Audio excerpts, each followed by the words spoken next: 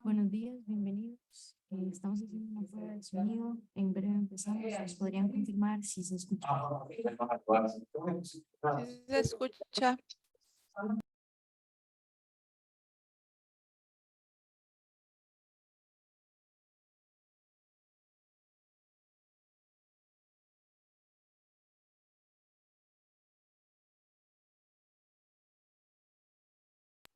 ¿Nos podrían repetir de nuevo? Es que no escuchamos muy bien. ¿Se escucha bien? Pruebas de audio. No.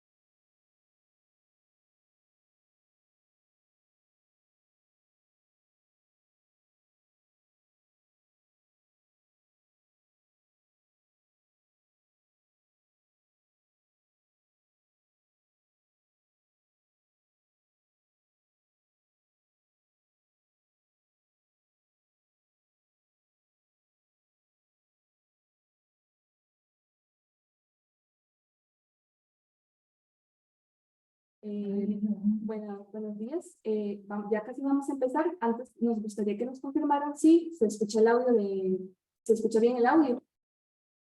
Sí, ahora sí. ¿Dónde estamos? ¿Escucha el audio de nuevo?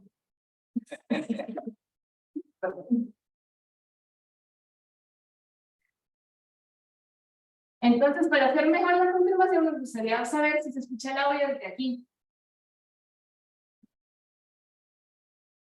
Yo sí escucho bien. Genial. Gracias.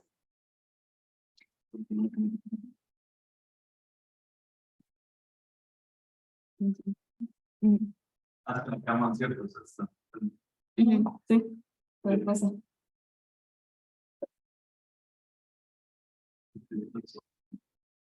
No muy poder que se dé y entonces también van a compartir pantalla.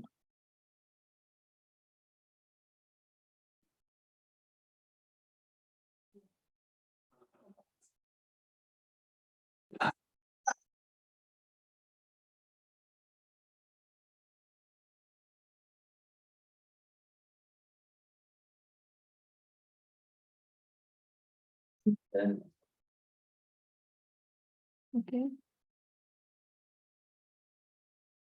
Dicen, yo creo que sí sería No,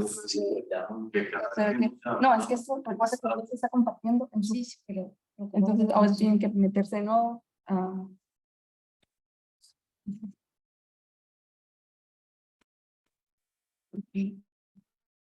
Sí, ok. Vuelva a compartir de ahí. Y entonces eso.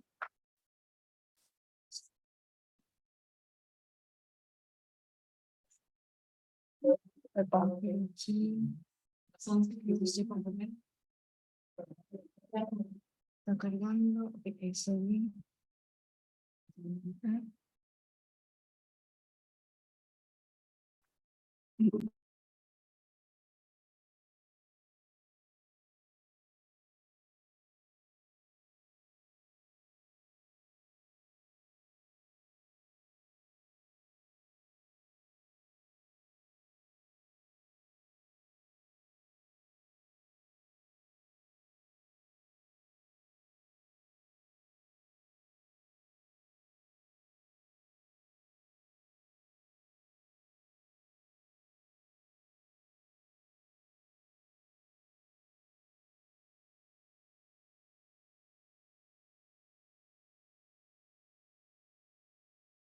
¿Lo tienen todo controlado? Más o menos. ¿Por qué pasa? Eh,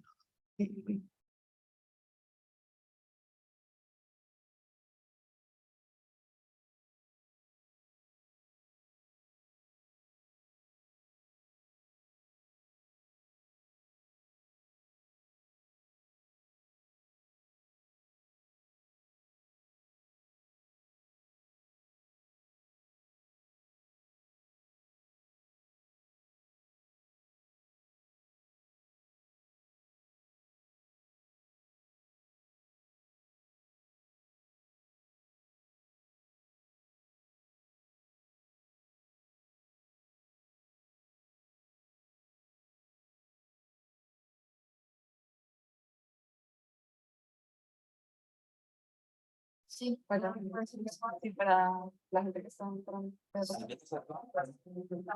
Sí, claro.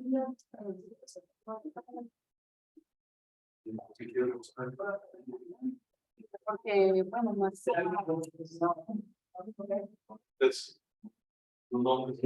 Sí, ahí. Ese es el.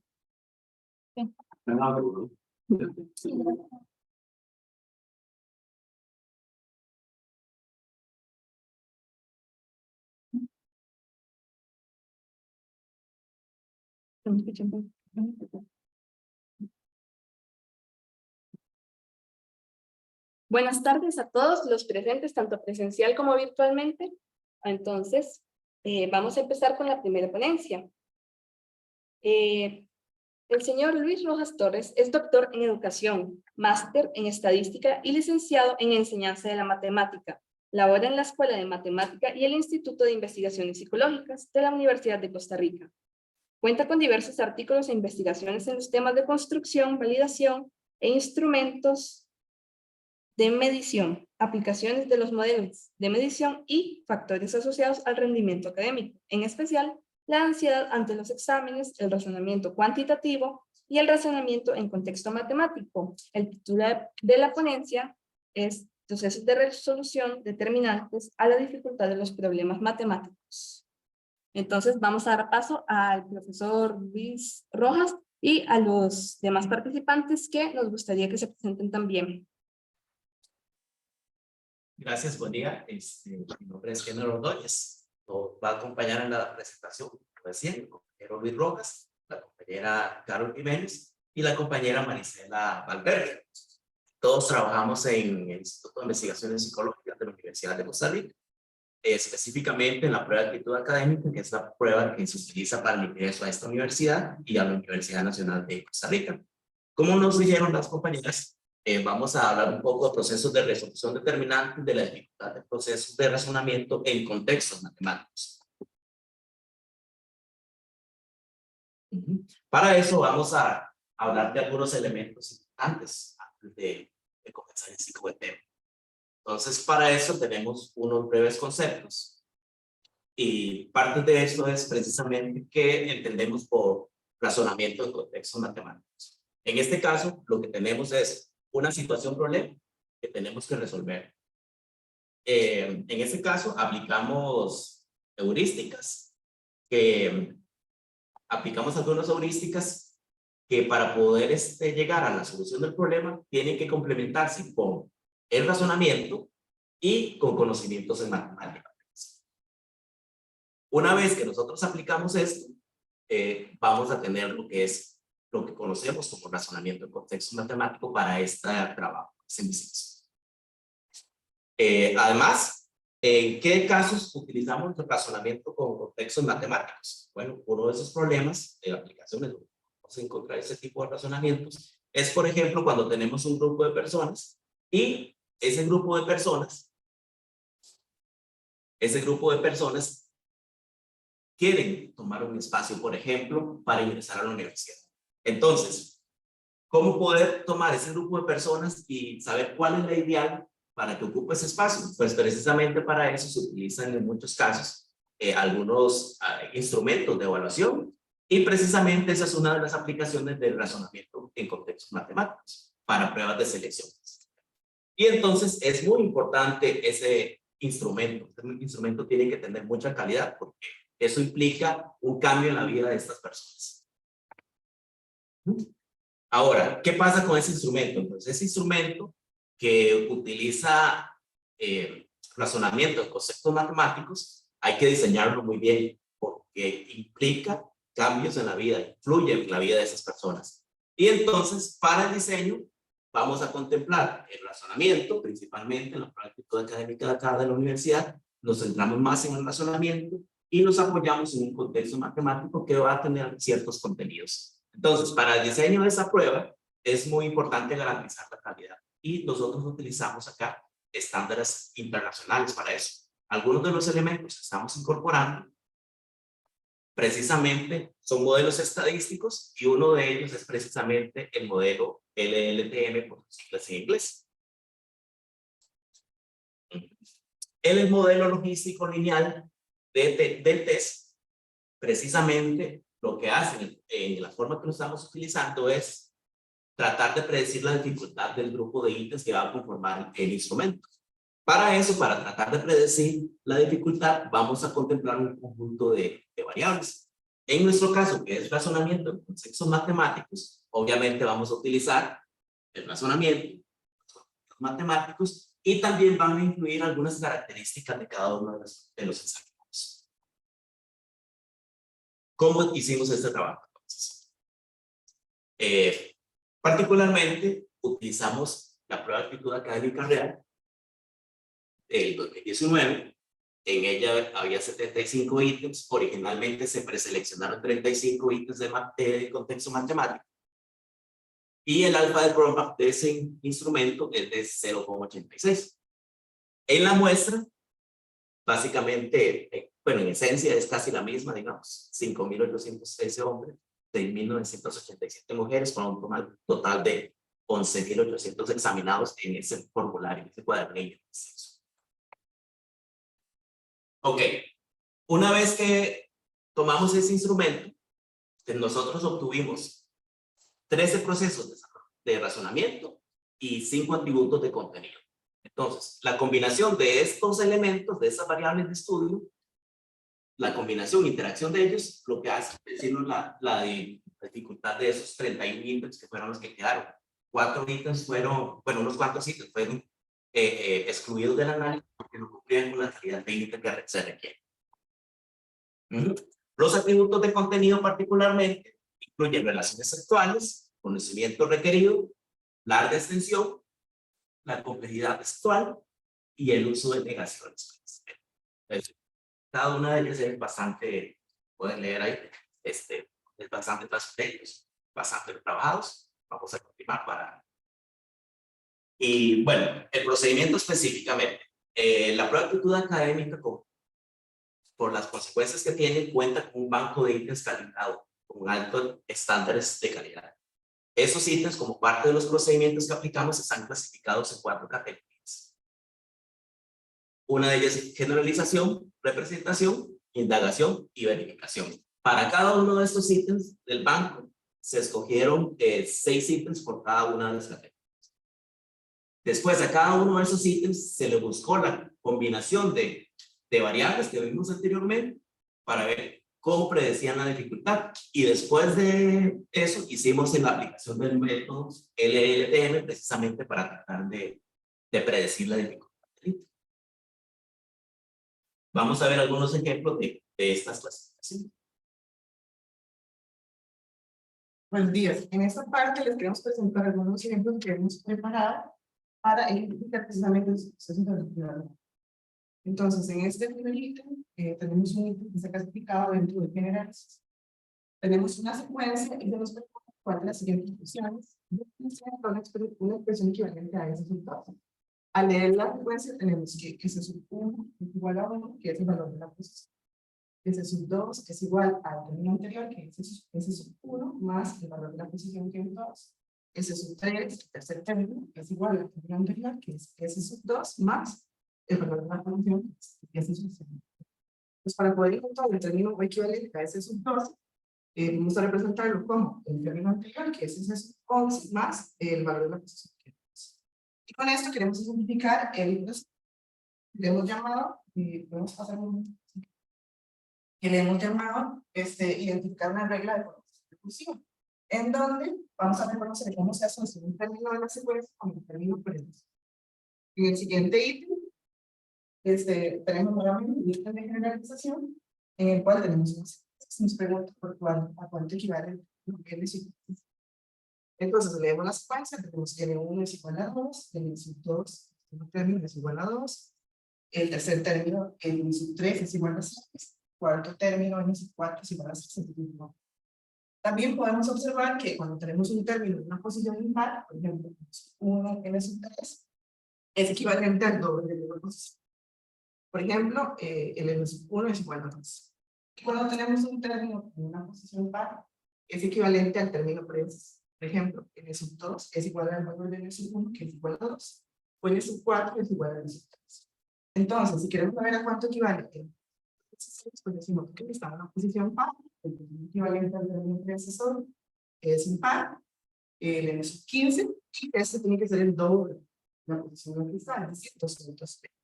Entonces, con esto queremos identificar un proceso de razonamiento que se llama identificar una regla dependiente de la posición. Entonces, aquí buscamos que el término de la secuencia está en función de la posición y normalmente se utiliza para encontrar elementos muy lejanos de la secuencia que está abajo. En el siguiente ejemplo, lo hemos categorizado dentro de la categoría de representación. Entonces, dice: el peso de 2 platos es igual al peso de 3 botellas y el peso de 3 vasos es igual al de 2 botellas. ¿Cuántas botellas se necesitan para tener platos y 6 vasos? Entonces, observemos que cuando leemos el encabezado, inmediatamente nos invita a hacer una revisión de esa información. Por ejemplo, esa representación sugerida que tenemos aquí. Ese es el primer proceso que queremos identificar, que es el de representar o representar el peso. Posteriormente se nos pregunta cuántas botellas necesitamos para tener el peso de 8 platos y 3 vasos. Podemos decir que 8 platos es equivalente a 4 veces el peso de 2 platos.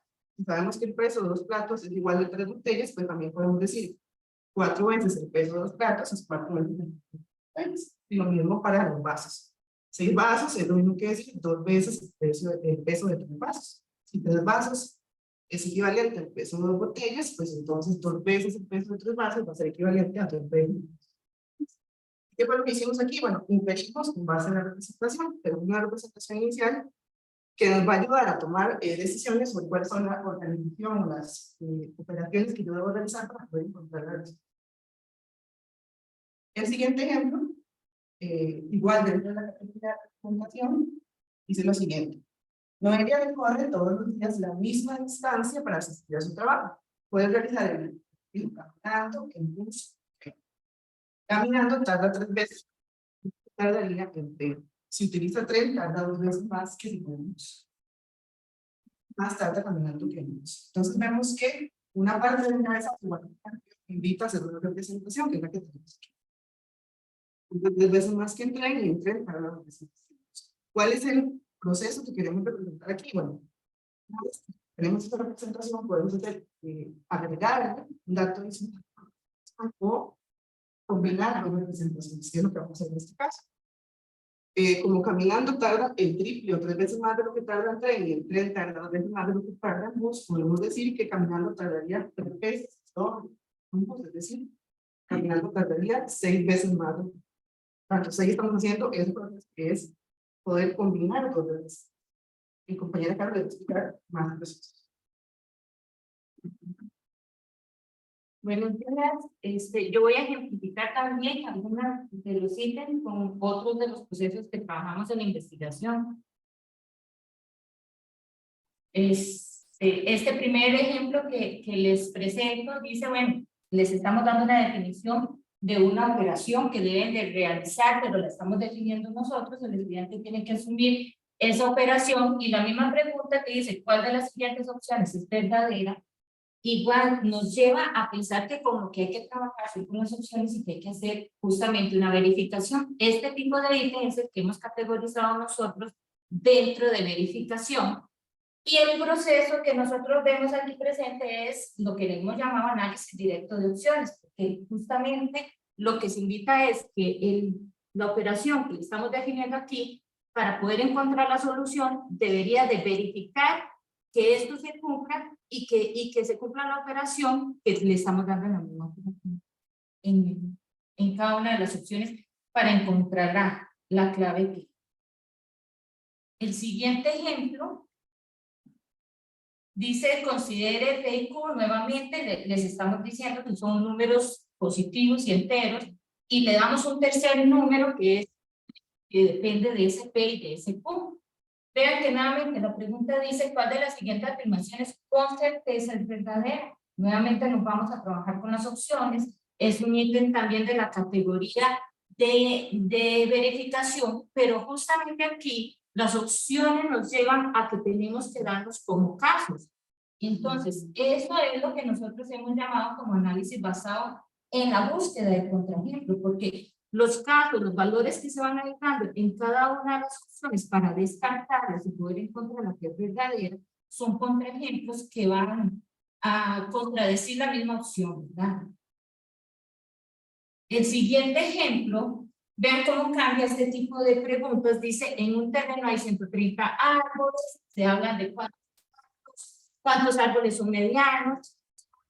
De esos 48 árboles jóvenes, que un cuarto de ellos son medianos, entonces hay una relación que se ve ahí, pero vean, los altos son viejos. Ahí claramente hay una diferencia con los ciclos anteriores donde nos llevaba a analizar las opciones. Aquí no, aquí tenemos que hacer un proceso de búsqueda, de indagación, y justamente en lo que es esperable, digamos una propuesta de solución esperable, nos damos cuenta que con la información que nos dan podemos ir obteniendo información que no está tan explícita, pero que se deduce lo que nos dan. Pero sobre todo aquí, cuando nos dicen el resto de los jóvenes tienen que ser altos, es una información, es un dato auxiliar que es necesario. La pregunta era que cuántos de los altos eran viejos también, pero no podemos llegar a esto si la persona no pasa por este proceso de hacer esta búsqueda de este dato auxiliar que es necesario para la solución, ¿verdad? Entonces, eso es justamente lo que nosotros hemos llamado el proceso de generar un dato auxiliar, que es crear una pieza que no es sugerida, pero que es necesaria para llegar a nosotros.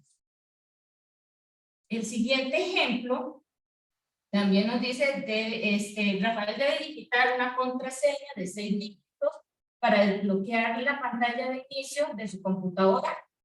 Tiene que cumplir esa contraseña algunas condiciones, como de que él recuerda que si se suman los dígitos, esos 2 dígitos pues el resultado da 10, que si se multiplica, da mayor que 10. Se tiene que cumplir algunas condiciones. Nuevamente, la pregunta dice, ¿cuántas posibilidades? Nos hacen una pregunta directa. El estudiante también, lo esperable es que realice un proceso de búsqueda, de indagación, para poder descartarlas, pero cumpliendo esas condiciones. Entonces, esto nos lleva a que en esa solución esperable, el estudiante busque todas las posibilidades de parejas que hay, que al multiplicarlas den 10, pero si multiplicadas den mayor que 10, entonces ya se descarta una de las posibles casos que tiene.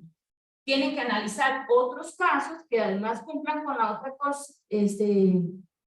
condición, con las dos condiciones que se le estaban cumpliendo, pero al no conocerlo el orden, se habla también que tienen que analizar otros casos, tienen que ver todas las posibilidades que hay y así llega a la solución. Justamente ese proceso es el que nosotros le hemos dicho, determinar los casos implícitos que están en el ítem, ¿verdad? Se deben identificar esos casos que cumplan condiciones que están siendo dadas y los cuales sean necesarios para analizar el problema. Y este otro ejemplo, justamente algo que llama la atención, si ustedes ven, es un ejemplo que está relacionado con el primero que presenté, que era la categoría de verificación, pero quise presentar también para que vean cómo, utilizando un mismo contexto, podemos también cambiar de categoría. En este ejemplo nos da nuevamente, definimos la operación PD, que es multiplicar los dígitos, pero se le dice también a la persona, asuma que X es un entero de 2 dígitos y que Z es uno de 3 dígitos. Y la pregunta es, ¿cuál de las siguientes afirmaciones es verdadera? Bueno, no importa. De esas, no es necesario ir analizando opciones por opciones, como te dije en la primera, que la pregunta además inducía al análisis de opciones, que era verificarlas, ¿verdad? Sino que aquí, lo esperable es que se piense, bueno, ok, si X es de 2 dígitos, tiene que ser un número que está entre 10 y 99. Si Z es de 3 dígitos, un número que está entre 100 y 999. Como la operación que me sugería, ¿verdad? La relación que me establecían, era que la multiplicación de sus dígitos era el PD de X, entonces era multiplicarlo, entonces, bueno, tiene que ser, el P de X tiene que andar entre 0 y 81, ¿verdad? Por el número más pequeño y el número más grande que puede tener de dígitos de X. Justamente lo que estamos haciendo es analizar un caso extremo. Eso es lo que nosotros le hemos llamado el proceso de analizar el caso extremo, donde la solución del problema se reduce al análisis de un caso extremo, ya sea del valor máximo común. Esto no dice que no puede hacerlo verificando, pero no es necesario. Mi compañero Luis va a comentarlo. Bueno, buenos días o buenas tardes, desde donde estén.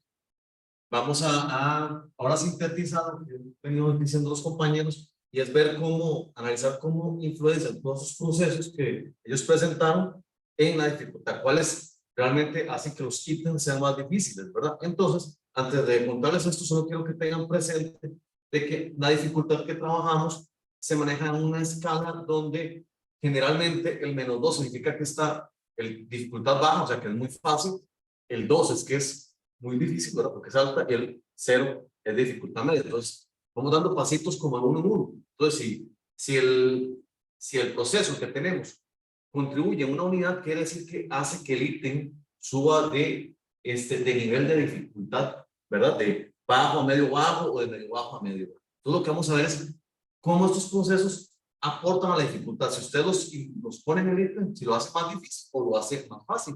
Entonces, ¿será que sí? Y ahora vamos a ver, entonces, ¿cuáles son los procesos que hicieron que fuera más fácil o más difícil los ítems que consideramos en esta investigación?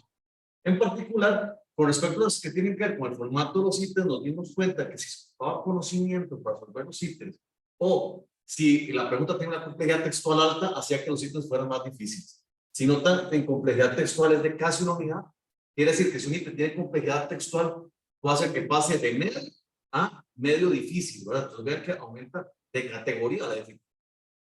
Con respecto a los elementos de representación, en azul están señalados que son como más relevantes en esta tabla. Ustedes pueden ver que hay dos que aportan media unidad, ¿verdad? Casi 0.5, y hay uno que hace que más bien hace que el ítem sea más fácil, ¿verdad? El que está negativo hace que el ítem sea más fácil en menos 0.5 unidades. En particular, el que hace que sea más fácil es el proceso inicial, cuando uno organiza la información. Es muy sencillito y más bien hace que sea fácil el ítem. Pero ya lo que sigue es cuando la persona tiene que usar la representación para analizar la respuesta, para generar una respuesta, eso se vuelve, lo hace más complicado en aproximadamente 0.5 unidades, ¿verdad? Como medio nivel, podemos decirlo así. En cuanto a los elementos que acaba de hablar mi compañera Carlos, de los que tienen que ver con indagación, los que colaboraban en la dificultad son los de determinados casos implícitos, donde teníamos que poner varios casos y ver cuál de ellos era el que se ajustaba al ítem, y también el usar un algoritmo de aproximación, que ese no lo mencionó mi compañera Carol, pero tiene que ver como con el tanteo, ¿verdad? Eso que le llamamos tanteo para ver cuál se ajusta, ese contribuye a la dificultad. Luego, con respecto a lo de verificación, todo de verificación, que es analizar las proposiciones que aparecen en los ítems, ¿verdad? Pero si son falsos o verdaderos, todos esos procesos hicieron que los ítems fueran más difíciles. En particular, llama la atención que el que contribuye en dos niveles, en 2.4 unidades, es el que es basado en la búsqueda del contraejemplo. Ese proceso genera una dificultad muy alta. Si usted lo pone en el ítem, hace que suba 2 niveles, es decir, pasa de, por ejemplo, de ser fácil a ser nivel medio, o de ser nivel medio a ser difícil. Entonces, contribuye bastante. Y por último, unas cuestiones más interesantes, en generalización, vimos que el proceso que más aporta es aquel que tiene que ver con hacer una generalización, donde usted tiene que crear como una función. Ese es mucho más difícil que el que tiene que ser con recurrencia. La recurrencia es más fácil porque tiene que hacer generalización. En cambio, cuando usted le pone 3 elementos y tiene que generar cuál es el valor del elemento en la posición 100, ahí tiene que crear una función matemática, ¿verdad? Para esa generalización, porque no puede hacer la recursividad. Eso se asocia con mayor dificultad. Entonces pasemos. Si quieres ahí la pasas, se pegó allí. Ahí está bien. Solo quiero que vean que nuestro modelo estadístico, no quiero meterme mucho en esto, predijo bastante bien la dificultad de los ítems. Ustedes ven, en el eje Y está la dificultad real de los ítems y en el eje X está la dificultad estimada por el modelo que nosotros hicimos en nuestro trabajo. Y vean que los ítems describen como una recta, quiere decir entonces que hubo una muy buena predicción. La correlación que hubo entre ambas dificultades, la real y la estimada por nuestro modelo, fue de casi 0.9. Entonces, sigamos de ahí. Entonces vamos a presentar la discusión, algunos pequeños elementos. Solamente les quería dejar, me parece muy importante, por ejemplo, el último punto, donde vimos que las reglas funcionales en generalización, en los patrones, son muchísimo más difíciles de la recurrencia. Entonces, tener presente esto coincide con la literatura, ¿verdad? De la que el autor nos dice que para las personas es más natural ir generando casos hasta llegar al término que le pedimos. Pues si le pedimos el término 115 o el 1200, no le queda que otra que es una función, ¿no? Entonces, coincide con la literatura. Y también otra cuestión importante, ¿verdad? Es lo de la representación, que la parte inicial del plan de realizar los datos no genera tanta dificultad, pero ya tomar la representación, trabajar con ella, sí es complicado para los estudiantes. Y por último, solo quiero dejarles a los que son profesores, ¿verdad?, de matemática, cómo podemos usar estos resultados. Bueno, en primer lugar, cuando analizamos elementos que no son tan importantes, ¿verdad?, y vemos que contribuyen a la dificultad, entonces hay que evitar usarlos. Por ejemplo, vimos que la complejidad textual hace que es lo más difícil. Entonces, mejor no ponerlo, porque eso lo que hace es más bien ensuciar el ítem, podríamos decirlo así. Luego, con esta fórmula que hicimos, uno puede también determinar la dificultad de los ítems sin siquiera haberlo aplicado a los estudiantes. Vean que muchas veces uno se va y hace un examen y no sabe si la pregunta es difícil, no se va como a puro ojo. Ya con este modelo uno puede saber de previo si tiene ciertos procesos, cuál va a ser su dificultad. Por ejemplo, en un ítem que tenga presencia de contenido, este contenido significa que tiene un contenido más allá del que evaluamos normalmente en primaria, porque la prueba de admisión trabaja primaria y algunos contenidos de SELEC. Y si tiene identificado una regla funcional, si tiene esos dos elementitos, la dificultad estimada sería de 1.5. Quiere decir que es un ítem difícil, ¿verdad? Podríamos estar diciendo ahí, bueno, medio difícil. ¿Okay? Entonces, si tiene esos dos procesos, entonces vean que ya tenemos una idea más clara de cuál va a ser la dificultad del ítem antes de ponerlo en una prueba. Y por último, lo que tiene que ver más con la enseñanza de la matemática, si usted sabe cuáles son los procesos más difíciles, usted puede enfocarse en sus clases en trabajar esos procesos. Por ejemplo, lo que acabamos de ver, que identificar una regla funcional es bastante complejo, entonces sería bueno dedicarle bastante tiempo a ese proceso en lugar de dedicarle tanto al de una regla recursiva, ¿verdad? Porque ya sabemos cuál es difícil. Y por último, les quería dejar que vean que esto lo hicimos con etapas en ítems de razonamiento, pero para los estudiantes de enseñanza de la matemática, de educación matemática, esto lo pueden hacer con ítems de contenido matemático. Por ejemplo, tomar ítems que tengan que ver con funciones o con geometría, identificar cuáles son los pasos que se ocupan esos ítems y luego, a partir de esos pasos, determinar cuáles son los elementos que generan más dificultad a los estudiantes. Por ejemplo, el LTM se ha trabajado mucho con sumas de fracciones. Ahorita lo estamos trabajando en la prueba con procesos de razonamiento, pero ustedes en educación matemática pueden trabajarlo con distintos contenidos. Y bueno, esto sería. Muchas gracias por escuchar.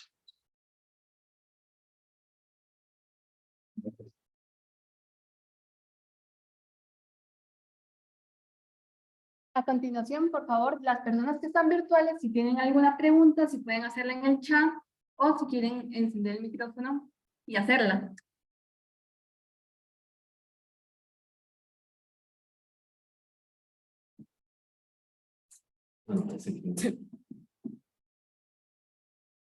Dice que no. Presencial también. Pero lo que me llama la atención es que desde de secundaria siempre le dicen a una evaluación que MIPIM siempre se debe resolver sin la discusión de respuesta. Y porque si no está mal, no, me llama la atención que hay muchos de los no, obviamente ustedes tienen conocimiento, son de profe de secundaria, me llama mucho la atención eso, porque nosotros nos dedicamos al máximo, los exámenes, también es una ventaja para los que están en el sentido que no están entrenados, están acostumbrados a pensar de esta manera, hacer una diferencia en la hora. Es una buena observación. No es que esté mal, ¿verdad? Sino que es que la tradición, ¿verdad? Es trabajar con ítems que sean cerrados y principalmente porque son ítems de contenido. Pero lo que no interesa analizar proposiciones, es diferente el enfoque. En un ítem de razonamiento, tal vez, si nos interesa analizar propuestas, ¿verdad? Sí se puede. Lo que pasa es que, digamos, que uno recibe es que usted plantea un ítem así, es apelable. ¿Verdad? Pero eso no lo se evita. Sí, claro. Tampoco se puede usar. Pero siempre hay una contradicción. No puede hacer el informe, se hace en otro contexto. Claro. Es que es importante solamente tener presente de que es que no es que sea una regla de que así debe ser, porque es un sustento teórico, simplemente hay mucha contradicción.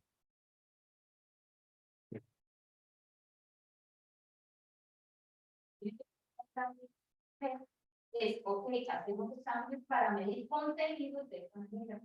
Tenemos que promover cómo medir el razonamiento en contexto matemático para esa medición y podemos utilizar todo estilos de prueba y claro que están asociados con cuestionamientos que el estudiante va a ocupar en su vida universitaria, pues independientemente de la carrera.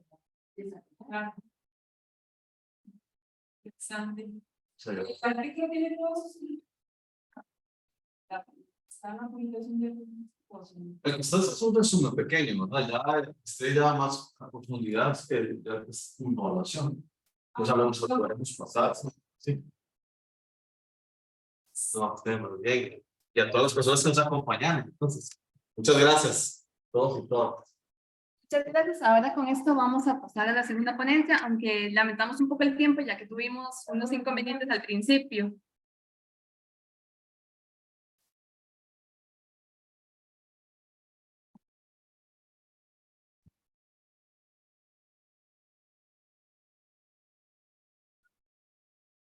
Hola, buenas tardes. Nosotros somos los que exponemos. Vamos a necesitar que nos compartan la pantalla para poder presentar. Claro, en un momento ya configuramos eso. Ok.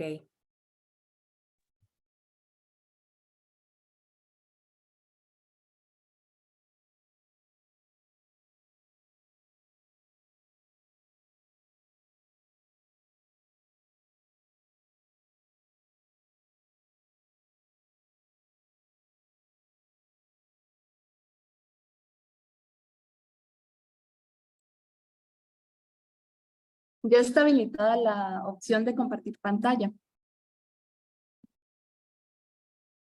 Vamos a ver. Sí.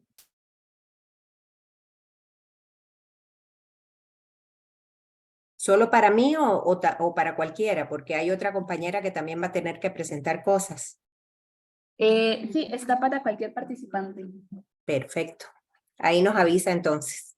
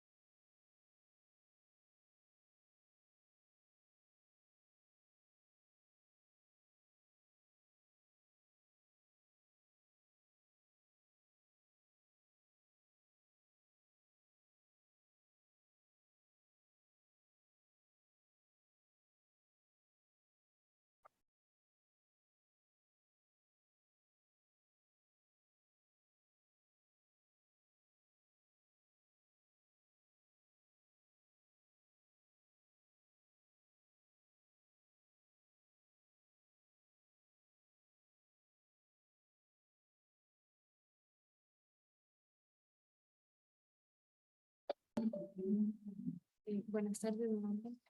Buenas tardes nuevamente. Disculpamos el atraso en el horario, pero igual tienen el tiempo que habíamos asignado al inicio, 20 minutos y 5 de preguntas.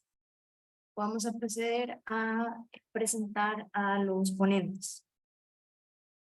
Tenemos a Lucy Carolina Bueno Zavala, de la Universidad Autónoma de Guerrero, México. Es licenciada en Educación Básica con énfasis en Matemáticas en la Universidad del Valle. Creo que estamos en otra sala, entonces.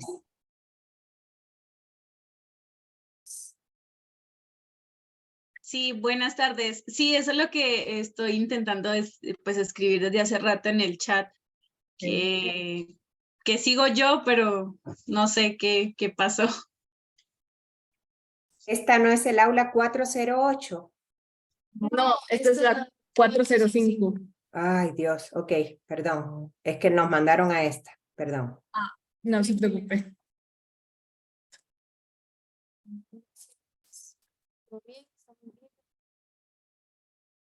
Ahora sí creo que sí soy yo. Muchas gracias. Entonces, comenzamos de nuevo. Ella es licenciada en Educación Básica con énfasis en Matemáticas en la Universidad del Valle, Cali, Colombia. Estudiante de tercer semestre de la Maestría en Docencia de la Matemática de la Universidad Autónoma de Guerrero, Chilpanquio, Guerrero. Programa reconocido por el PNPC ante el CONACYT. Ha sido catedrática a nivel medio superior impartiendo las asignaturas de Matemática, Geometría y Estadística, y ha participado en diferentes congresos nacionales e internacionales en educación matemática. Adelante. Bueno, buenas tardes. Como me mencionaron, bueno, mi nombre es Lucy Carolina Bueno Zavala.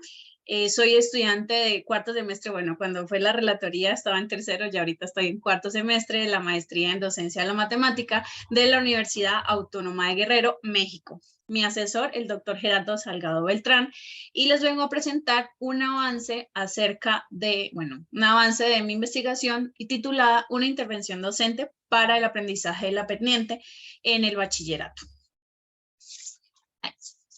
En el transcurso de la presentación les voy a mostrar los antecedentes de mi investigación, la problemática, la pregunta problema y objetivos, el marco conceptual que se está manejando, la metodología y algunos avances que tenemos hasta el momento.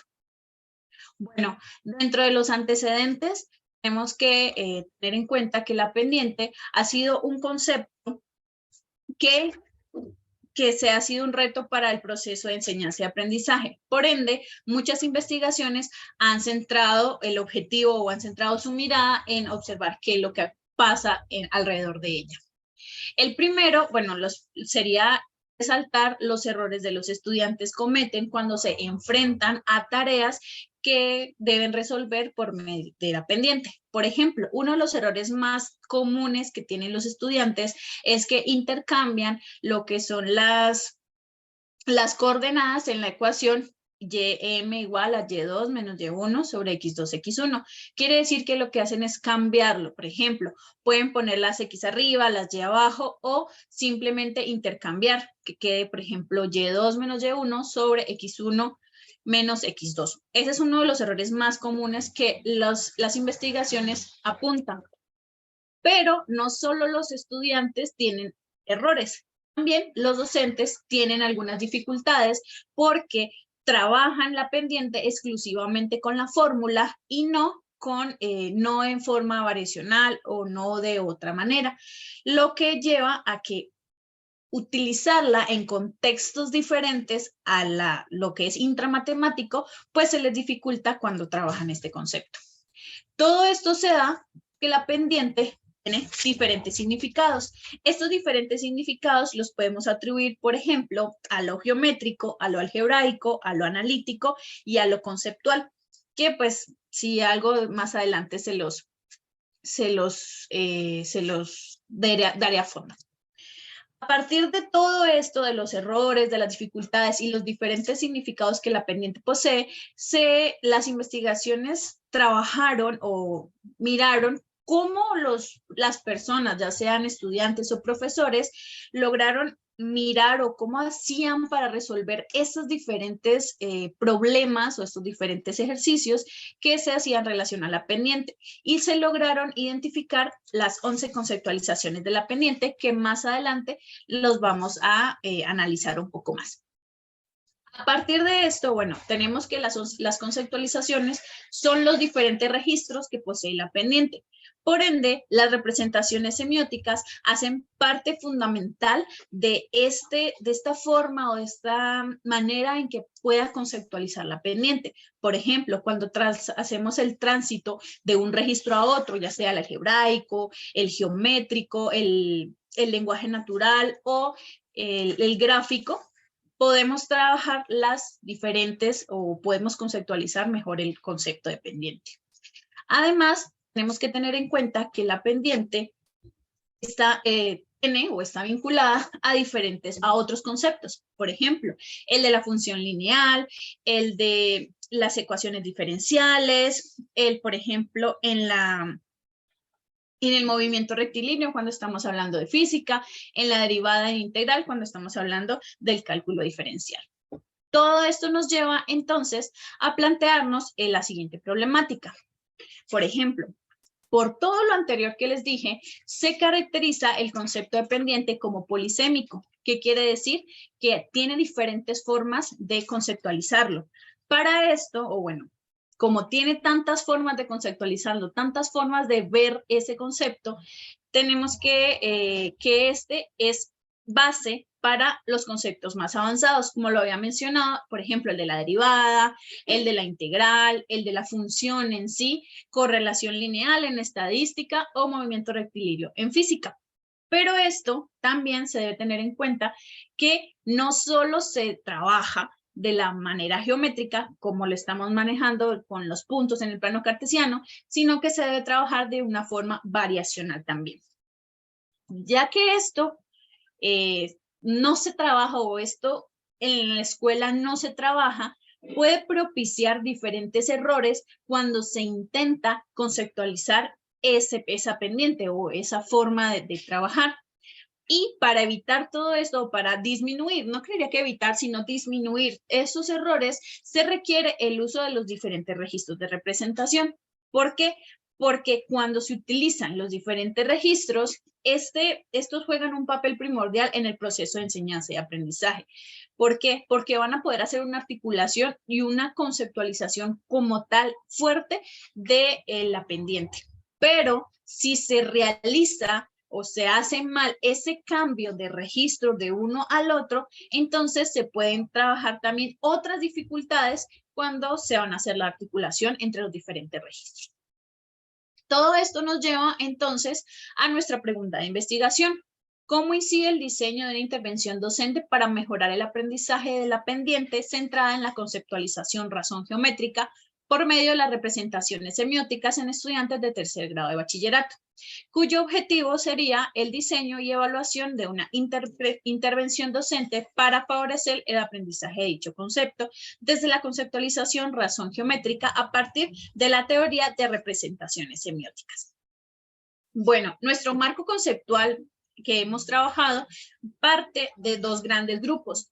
Primero, las 11 conceptualizaciones de la pendiente y como segundo, las representaciones semióticas propuestas por Dual.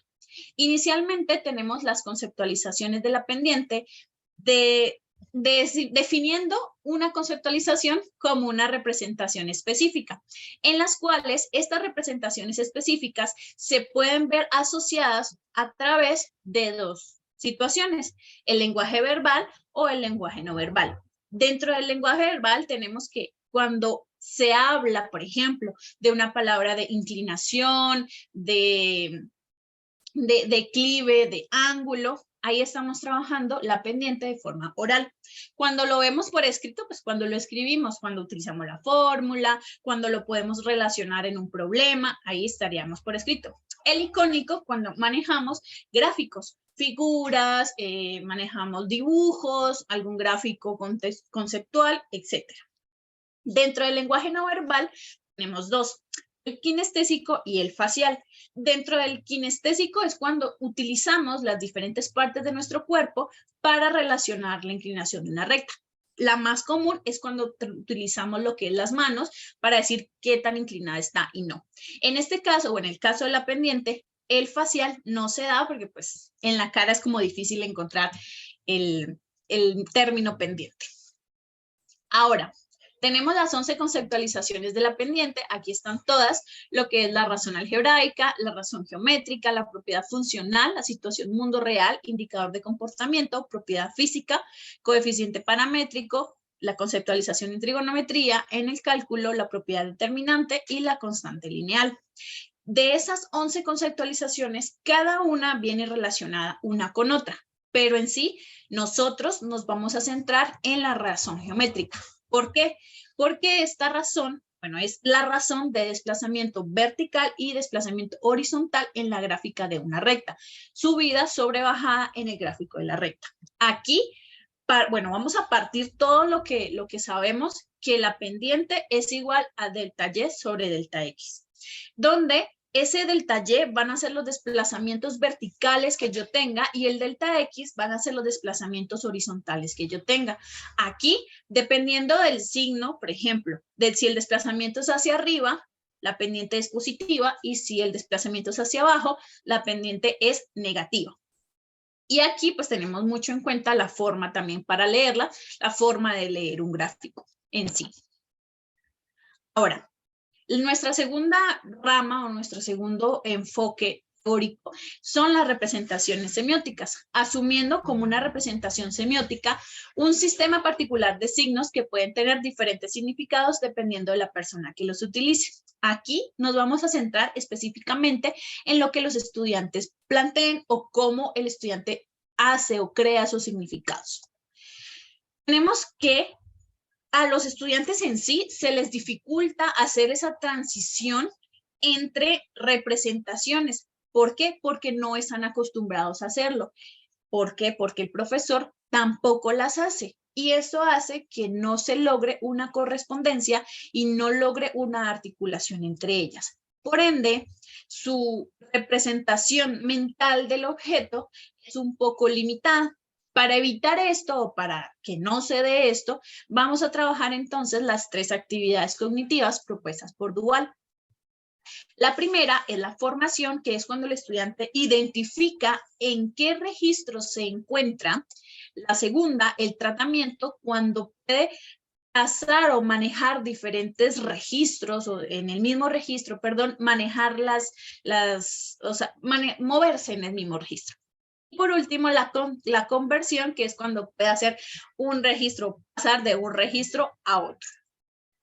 A partir de estas 3 actividades cognitivas, tenemos los diferentes registros de representación, en los cuales tenemos el lenguaje natural, que es cuando el estudiante por medio oral o por medio escrito puede manejar las diferentes o explicar los diferentes conceptos que se está trabajando. El registro algebraico, que es cuando utiliza alguna fórmula o algún número, una cuenta numérica para resolver la situación. Tabular, cuando estamos trabajando tablas. El gráfico, cuando manejamos ya dibujos como tal para explicar lo que estamos haciendo. Y el geométrico, cuando estamos directamente relacionados en el plano cartesiano. Ahora, nuestro fuerte de nuestra investigación es la articulación o la transición entre la razón geométrica, que fue la que expliqué, con los diferentes registros de representación semiótica, en los cuales inicialmente tenemos de la conceptualización razón geométrica hacia el registro algebraico. ¿Cómo hacemos para que esa gráfica me lleve a la ecuación que normalmente sabemos? Pues aquí lo único que tenemos que hacer es observar o mirar el cambio que hay o la diferencia, por decirlo así, desde el origen hacia X1 y desde el origen hacia X2. Cuando logramos hacer esa diferencia, entonces vamos a poder obtener el desplazamiento con X. Pasaría lo mismo para hacer el desplazamiento con Y. Entonces, desde el origen hasta X, hasta Y1 y desde el origen hasta Y2. Si hacemos la diferencia, porque les toca quitar como el pedacito que hace falta, que es este de aquí, entonces se logra tener. Con la idea de razón delta Y sobre delta X, se pueden plantear esas diferencias y nos da como resultado la ecuación de la pendiente. Tenemos que tener aquí en cuenta que no importa si yo tomo, por ejemplo, Y1 menos Y2 sobre X1 menos X2 o al revés. Siempre y cuando, si se empieza arriba con, por ejemplo, Y1, abajo también se debe empezar con X1 y ya daría exactamente lo mismo. Dentro de la conceptualización razón geométrica hacia mi lenguaje natural, aquí tenemos que tener en cuenta mucho la forma en que el estudiante expresa sus ideas, Por ejemplo, cuando describen características o propiedades específicas de la pendiente, por ejemplo, la inclinación o que es un declive o que tenga un ángulo de inclinación o que esté más arriba, más abajo, es específicamente cómo el estudiante interpreta o exterioriza su idea de pendiente. Además, aquí también podemos incluir la parte kinestésica, que es cuando utiliza partes de su cuerpo o simplemente bolígrafos o lo que tenga en la mano para poder representar la inclinación de la red. Desde la conceptualización razón geométrica hacia el registro gráfico. Aquí, como pueden observar, bueno, es el registro donde se manejan los dibujos. Un claro ejemplo es cuando se trabaja en la vida cotidiana la escalera, cuando se trabaja lo que es la huella y la contrahuella, y aquí se parte de que el estudiante sepa o identifique que no importa en qué escalón la tome, siempre va a ser la misma o va a ser constante. Y aquí pues vamos a tener que es la relación o la razón entre la contrahuella sobre la huella. Por último, la conceptualización de razón geométrica hacia el registro geométrico. Tenemos que tener claro que ambas, tanto la conceptualización razón geométrica como el registro geométrico, están o hacen parte del plano cartesiano. Aquí tenemos que tener en cuenta que la pendiente en cualquiera de sus formas siempre va a ser una constante. O sea, no importa en qué punto lo tome, siempre va a ser la misma. Entonces, esa constante K va a pertenecer a un número real, el que sea, y a partir de ese podemos formar diferentes triángulos rectángulos. Por ejemplo, si tomo el primer rojito, el que está aquí, con los desplazamientos delta Y sobre delta X, y le aplico un K cualquiera, tanto arriba como abajo, me va a dar un triángulo grande que va a ser semejante o equivalente al triángulo pequeño. Pero si hacemos el simplificado de la fracción, si nos da una fracción, nos tiene que dar exactamente el mismo número. A eso me refiero cuando es una constante. Bueno, dentro de nuestra metodología, es un estudio cualitativo con énfasis en investigación-acción. ¿Por qué es cualitativo? Denme un momentico. ¿Por qué es cualitativo? Porque se relaciona con el comportamiento de las personas. Y al relacionar ese comportamiento, podemos identificar e interpretar las prácticas que realizan ellos para atribuirles un significado. También es investigación-acción porque a partir de lo que ya se hizo, se va a analizar va a hacer un análisis interpretativo de los datos que se retomaron a partir de esos sujetos de estudio. Y aquí, en este caso, el investigador, o sea, yo, voy a ser un facilitador del conocimiento y voy a propiciar el proceso y voy a participar en el proceso de enseñanza y aprendizaje, posibilitando, en este caso, una articulación o una mejora de la problemática que se está trabajando, en este caso la pendiente. Ahora, la investigación está dividida en 3 fases. La primera es la fase de diagnóstico, en la cual se realizó, porque ya se realizó, un pretest por medio de una entrevista basada en tareas. ¿Por qué una entrevista basada en tareas? Porque como no necesitamos solamente lo que está escrito, necesitamos saber qué piensa el estudiante y poder explotar ese lenguaje natural que es nuestra representación para analizar cómo él en su mente utiliza o crea ese concepto de pendiente.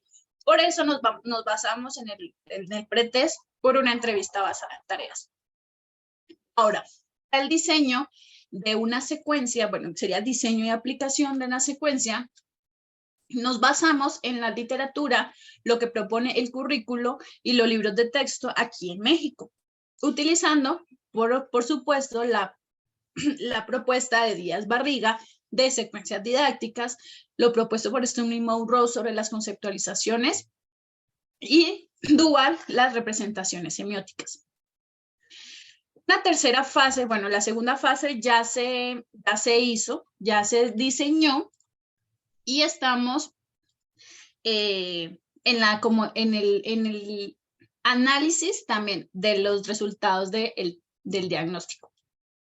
Para finalizar, tenemos una evaluación que es un contraste entre el pretest, o sea, el que se hizo, y un post-test. Este post-test pues va a ser el mismo pretest, pero esta vez ya no con entrevista basada en tareas, sino que va a ser solo el test ahí para que ellos lo resuelvan en la misma población. Cabe aclarar que nuestra población son 10 estudiantes de último año de preparatoria de una prepa de aquí de Chilpancingo, Guerrero. Ahora, para mostrarles un poco los avances que se lograron identificar dentro de la prueba diagnóstica, fue aquí, esa es una pregunta y son 3 representaciones diferentes. Aquí podemos observar el tránsito que tiene este estudiante a el lenguaje algebraico. ¿Por qué? Porque él utiliza a partir de lo que ya sabe, o en este caso, de las coordenadas de los puntos, utiliza la ecuación m igual a y2 menos y1 sobre x2 menos x1 para trabajar la pendiente e identificar qué punto no pertenece a esa recta. Aquí, por el contrario, él utiliza el gráfico, o sea, el registro gráfico, traza la línea, ¿no? La línea no está dada, solo los puntos, y la traza, y a partir de ahí dice o infiere de manera de lenguaje natural por qué ese punto no pertenece a la recta. Aquí hay una palabra muy importante porque se menciona la colinealidad de los puntos. Y aquí en nuestra tercera, aquí podemos observar como el cambio, o más bien el tratamiento que se resuelve cuando se trabajan la geométrica. ¿Por qué? Porque él está trabajando los desplazamientos de 2 puntos o de un punto al otro, y uno que sabe o aproximadamente se observa de que no pertenece, para identificar de que dicho punto no pertenece a esa recta. Bueno, para mi secuencia está dividida en 2 situaciones. Como les dije, bueno, está basada en lo que propuesto por Díaz Barriga, con tres apartados: apertura, desarrollo y cierre, ambas. La primera está más ligada hacia lo que es intramatemático, ya directamente el tratamiento de la pendiente como razón geométrica para potenciar los diferentes registros de representación. Y la segunda se va más analizado hacia lo real o el mundo real, planteando situaciones en escaleras. Bueno, por ahora eso sería todo, y estas serían mis referencias. Bueno, algunas de las referencias utilizadas. Muchas gracias. Muchísimas gracias a usted. Por ahora, como estamos un poco sobre tiempo, entonces le solicitaría a los participantes, tanto virtuales como presenciales, que las preguntas las dejemos para el foro. Y entonces Lucy podría responderlas en un tiempo de una semana, y por ese medio nos estaríamos comunicando. Muchísimas gracias. Muchas gracias a ustedes por darme la oportunidad. Y ahora, bueno, está la sección del almuerzo y regresamos a las 2 de la tarde. Muchísimas gracias.